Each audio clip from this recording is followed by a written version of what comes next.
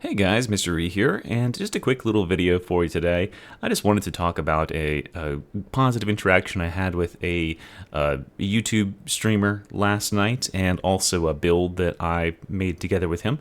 This is Visual Rift. Visual Rift has been streaming Darktide the last 5 or 6 days, and, well, as his name might imply, he is actually a vision impaired gamer. He is legally blind, and so I'd like you to imagine for a second playing Darktide and now playing it legally blind. Like, he very clearly cannot see with too much clarity what is going on. He can see to some extent. He's not completely blind, right? But he navigates a lot by getting very close to the wall or the floor and just sort of following his ally who's directly in front of him. If things are too small in the frame, he has a hard time discerning it, or too faint, he has a hard time discerning it. So having like ally outlines on is very, very important for him, and just generally struggles with a lot of the challenges that Darktide throws at you, such as distant enemies, distant very small enemies. Good luck picking out like gunners and things like that are, meters and meters away. So I started interacting with him and learning a little bit more about how he interacts with it and plays the game. And it turns out he plays mostly on Malice difficulty, although he's been trying to dip up to Heresy recently, and he has had a lot better time playing the game after the Arbites came out, which makes sense, right? The Arbites is literally the perfect fit for him, as he said himself. This class, and by the way, you've been watching, this is his gameplay on the screen here. I don't think he'd be ashamed of it. I mean, this is just the reality for him. The Arbites is like the perfect class. It's got a seeing eye dog that can go and eliminate priority threats for you. It has tons of survivability. It has it regenerates its toughness when you're just hanging around because of some of the talents in the tree, which is great because he does take quite a while to navigate missions. And of course, we have Castigator stance, which is just allows you to brute force a lot of scenarios. So when I saw him first playing, I realized that I wanted to do what I could to set him up for as much success as possible. And you know what that means in terms of mystery helping. It's just coming up with a really, really strong build. And Arbites is no slouch in that front, right? You can make some truly absurd builds, and so I wanted to make him a build that is as strong as possible in the terms of defense and also prioritizing the dog. So I wanted the dog to be able to do as much as it possibly could, and I want him to survive pretty much any encounter by just bashing his face into it, because there isn't exactly a whole lot of tact in the way that he engages with combats, as you might be seeing now. I have no idea what clip I'm putting on the screen, but let's go through this build, and I want you to keep in mind that, remember, this build is made for a legally blind gamer, so we are operating under those limitations, and I just thought this was such an interesting experiment to make this build around not only the difficulty that he's playing at, but also with the limitations that he's playing with. So first of all, we are using the strongest weapons we possibly can, right? We want to overwhelm, oh sorry, knocking cans around. We want to overwhelm the enemies with just sheer power, because we aren't fighting them with any visual acuity. We just need to bludgeon them to death. So I chose the Arbites Shock Maul here. The Arbites Shock Maul has some excellent blessings for us with toughness on chained hit. He can just spam light attacks, and this will not only stagger enemies and do a ton of damage, but it will also regenerate his toughness if he continues to hit the same target. A lot of times boss fights and fights against larger targets just evolve into just trading blows like that. For the second blessing, High Voltage, it's just going to add some extra damage, and we put on Flak and Maniacs. Since he's only playing at Malice difficulty and is dipping into Heresy a little bit, he's not going to be encountering too many Carapace types or Unyielding types outside of bosses, so I chose for these two types because that encompasses a good number of enemies. For his range weapon, Spearhead Bolt Gun is a really, really good choice for him because he is able to see bosses, right? Bosses are large enough, especially when they get close, that he can tell that he's looking at a boss and then he needs to shoot it. I watched him shoot a bunch of shotgun shots into a boss, and I think the bolt gun is a perfect fit because he can just point and open fire at the boss, just mag dump into the side of it. For blessings, we have Cavalcade for extra crit and Puncture so those bleed stacks stack up, and also for our dog explosions, which are coming up in a second, with Unyielding and Carapace so we can eliminate those bosses and big targets faster. That's really the only use that we're going to have for the range weapon. Remember, he he can't see anything smaller than like a certain I think there's like a radian measurement for like how acute your vision is, and he doesn't have enough precision in his vision bars in order to be able to see distant targets. So we're not worried about sniping or anything. This is purely a mag dumper for bosses. For curios, I wanted to stack him up with as much defenses as possible against the things that, you know, are oftentimes the foil of a vision impaired player. And he didn't have enough resources to, you know, fix all these things up and get them perfect, right? Because it takes a long time. And he's just restarted playing recently. But if we did have this situation, I think this would be a great setup.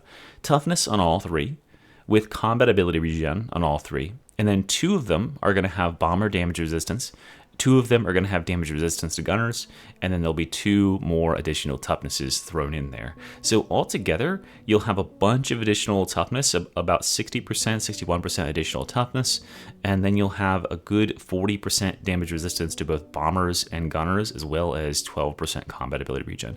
Those bombers and gunners are very important resistances for him, since it's hard for him to navigate his way out of gas clouds, especially gas clouds, because when there's already visual obscuration on the screen in terms of the gas effects, good luck finding your way to the edge of it. And same thing with flames. There's on-screen flame effects, and it's hard for him to determine which way he needs to go to get out of the flames. So oftentimes he's taking much more damage in these bombers effects than you or I would. So I wanted to build around that. Coming down here to look at the talent tree, we have tons of defenses, and I also wanted to prioritize both melee, just primarily melee, and the dog. So up here we've got extra melee speed. He is just usually just wading into where enemies are, and they will come up to him and surround him, and then he just clubs his way out. He'll just swing his way out until everything's dead. He can dodge. He can hear. He operates a lot of times by you know, hearing incoming attacks. Like I saw him dodge a trapper successfully. I saw him correctly ascertain where the burster was coming from. So sound cues do matter a lot to him. So he does all right, honestly, in terms of melee engagements at dodging and blocking and stuff like that, but he has trouble discerning like where the enemies are. So if he just swings randomly, I wanted this to work for that effect. Same thing with force of will and up close. This is just a ton of toughness regeneration when you're beating stuff down in close range. Then we're going to grab 2 more ways to replenish our toughness down here, both Man and Cyber Mastiff and Walk It Off. So Walk It Off, he does a good amount of shoving and sprinting and stuff like that in order to keep enemies off of him and keep safe, which is going to regenerate toughness. And then Man and Cyber Mastiff, because he doesn't move through the level very fast, the dog has plenty of time to finish off whatever targets it's doing and catch up with him, which means that Man and Cyber Mastiff is going to passively keep his toughness very, very high. He won't have to worry about going into engagements on low HP. And then we're going to come down here and look at Remote Detonation. Remote Detonation is maybe the most perfect blitz ever designed for a person who can't actually see the screen. Because if you think about it, it might not be the best blitz on the tree, but it's certainly the best blitz on the tree if you have no idea what you're throwing the grenade at, right? Pulling out a frag grenade here, or Arbites grenade, you might throw it at some enemies that you can see, but there might only be like 1 or 2 enemies there. It's hard to discern when there's so many enemies, kind of like, you know, Darktide is already a blurry mess. It makes it harder. With the remote detonation, not only do you get 1 of these every 60 seconds, so there's really no opportunity cost to using it, especially when you're a vision impaired player who has trouble finding more grenade packs, but it also almost guarantees that the dog is going to be near something very priority target-wise in order for you to detonate and get some good value out of it. Like he'll hone in on the boss so you can hit the boss with it, or some elite enemies. And we're also, remember, using the spearhead bolt gun, so we can swap to the bolt gun, and this is something I didn't get a chance to teach him yet, but hopefully I can show him this video. Puncture blessing on this bolt gun is going to make these explosions into bleed explosions, where it'll just bleed everything around it to death, and that'll do massive damage on Malice and Heresy. Coming down here, you can see that we don't take concussive on this build. One of the best talents of the entire tree, but can you figure out why we don't take it? That's right, class. I don't know why I'm talking to you like Dora the Explorer, but melee weak spot hits are required to trigger concussive. Visual does not generally hit melee weak spots. He has a hard enough time discerning where the enemies are in general to focus too much on aiming directly and precisely at their heads. So oftentimes, He's a little bit of a spam clicker, and he'll end up spamming so much that his vision is like kind of 45 degrees down towards the floor. So the enemy's kneecaps and shins really take a fucking beating from this guy, and concussive therefore wouldn't do anything for us. So we can just completely bypass it. Come over here on the left and take voltaic mandibles and canine morale. This is going to give our dog the ability to do a bunch of extra damage as well as lock down any enemies that it hits for 5 seconds. And canine morale is going to give us more toughness DR anytime the dog gets a kill. Imposing force, same deal anytime the dog kills an elite or specialist, which is often thanks to unleashed brutality, which is a great keystone for what he's interested in. On the lower difficulties, there's really not that much threat from gunners, like groups of gunners, so we don't need to worry about go get them. We take Unleash Brutality because the real dangerous targets for him are things like flamers, where he can't perceive where they have painted the flame on the ground, and crushers, you know, big targets that just get up on him and can do some serious damage very quickly. So Unleash Brutality is a great pick because we can have the dog lock down one or more of those targets just by existing.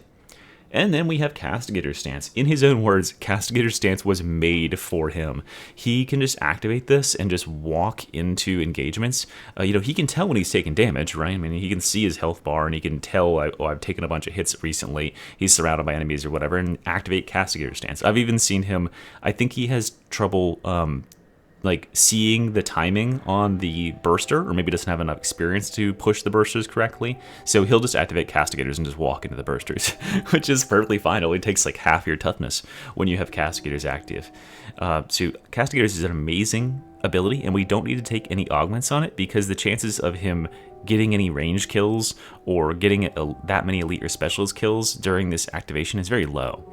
Coming straight down here, we get Zealous Dedication, which is extra critical strike chance on kill, which the dog can stack for us, by the way, but we don't take another amazing perk, which is Soul Guilt Scan. Now again, class, I'm certain you can figure out why we don't take this, right? He does not hit weak spot hits. He's not hitting weak spot hits. He's hitting the Chaos Spawn in its kneecaps. So this is completely useless for a player like him. So he is going to avoid taking that point, save that point for something else. Execution Order is the best keystone we could possibly imagine for visual. He gets another 150% Cyber Mastiff damage anytime the Mastiff closes in on a marked enemy, which thanks to our Unleash Brutality keystone is going to be pretty much every enemy. And since he is progressing very slowly through the level, this Execution Order keystone has plenty of time to mark elites. It marks one elite every 3 seconds. So it'll mark those targets up and make the dog do that much more damage, and then he gets damage at attack speed after the dog finishes off one of these marked enemies. In addition, he's also going to get crit chance and crit damage, which never hurts, and extra cooldown regeneration. So with that, plus the cooldown regeneration we have on our curios, you're looking at roughly about what would that be? Like a 30-second cooldown on a 10-second ability. That's a pretty dang good uptime if all things considered. Over here in the middle, we take Justified Measures because this is just a really solid 15% damage. The dog can stack both this talent here and hold the line up for us. So he gets just a passive 15% damage and a passive 15% melee damage resistance from the dog going about and doing its thing. Even hitting one enemy will get that to full. Then Street Smarts is a great pick for him. He does dodge, right? A tactic that you'll see him employ is when he feels that he's surrounded by enemies, he's getting hit and he doesn't know from where, he'll dodge multiple times in order to like reposition and reassess where he's at. So having more dodges and having more dodge duration is really, really big. And then Monstrosity Hunter is just a great single pickup node here that's going to allow him to deal with monstrosities and ogrins that much better. A lot of boss fights, as you might have seen at this point in the footage, just evolve into just bludgeoning. Just he activates Castigator's Stance, the boss walks into him, and they just exchange punches until one of them dies. And thanks to the overwhelming durability of this class, he wins every fight. So that's the goal anyway, right? Over here, we talked about Hold the Line, but we also have the Emperor's Fist and Target the Weak, right? We don't want anything that requires any special moves. Heavy attacks aren't really that good because you might miss with heavy attacks, right? Especially with this weapon. It's a very precise attack that would hit the head. But light attacks, we can spec into light attacks all day. Just sweep these attacks around you and hope you hit something. Target the Weak is perfect for this since you'll probably stagger an enemy after the first or second hit. Emperor's Fist is going to give you an extra chance to stagger and more melee damage on the first target that you do hit. extra cleave, so for dealing with hordes that are gathered around you when you push, which he does push, and then strike down, which is going to give you rending for staggered enemies, so it's going to help with like any crushers or even like ragers and stuff that you encounter. And then finally true grit, which can save him from, you know, just catastrophic situations where one or two crushers just ignored the dog and got right up on him. This can completely stop you from getting one shot in this class, and it's a very strong defensive note. So that's the whole idea of the build, guys. What I'll say is he implemented this, and then I was actually AFK while this was going on, but he inadvertently picked a heresy maelstrom from the board with monstrous enemies. So he encountered like dozens and dozens of weakened monsters, and it went way better than expected. He survived everything in this level until he got shoved off the edge of the map by a plague ogre, and that I think is a testament to, you know, what the human mind can do when it has enough perseverance, and also how freaking strong the Arbites is, right? This class just brute forces its way through everything, and I had a lot of fun hanging out with him in his chat and helping him, you know, understand what was going on and navigating through archiving Sycorax when his one friend was down. So if you want to go check him out, I'll link his channel in the description. Maybe go check him out sometime when he's streaming. He has like one friend that he plays Malice/Heresy with. He doesn't typically play quick play because you know how people, you know, are probably going to be when you're dragging your heels and not able to correctly navigate, you know, in Darktide. So if you're feeling inclined, go show him some love sometime when he's streaming, and maybe you know, help him clear some malice and heresy and damnation. And yeah, he says his goal is to clear damnation and then perhaps go beyond that, which we shall see if that materializes at all. But I was just very excited to meet this guy. He seems really, really cool, and I thought I would shine a light on that for y'all. And this build is up on Games Lantern if you want to go check it out. I'm calling it Mr. E's easiest Arby. This build is honestly viable enough to be run in Havoc. Arbiters is just so powerful, and so is Castigators. Like, all these, everything here is probably deserving of a nerf in some way, shape, or form, and I think that's what makes it just the perfect build. So, thanks for watching very much, guys, and I'll see you soon. Mr. E out. Bye.